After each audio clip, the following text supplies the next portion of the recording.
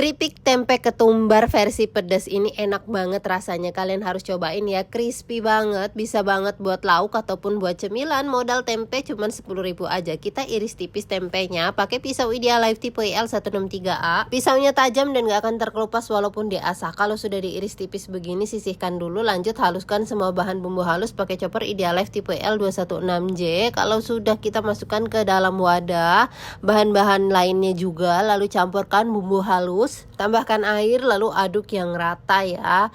Nah kalau sudah, jangan lupa ini digoreng sedikit terus dikoreksi rasanya, tambahkan telur juga. Kalau sudah pas rasanya semua, kita masukkan tempenya tadi, kita balurin lalu digoreng di minyak panas pakai api sedang aja ya. Jangan lupa pakainya api sedang, jangan terlalu besar biar dia itu benar-benar crispy, kriuk ya, tahan lama. Nah kalau sudah kecoklatan, sudah matang, kita angkat, tiriskan. Ini sudah siap dinikmatin. Keripik tempe ketumbar pedasnya siap dinikmatin buat lauk ataupun buat cemilan. Satu resep ini jadinya banyak banget ya. Yuk cobain bikin all cookware aku beli di Idealife.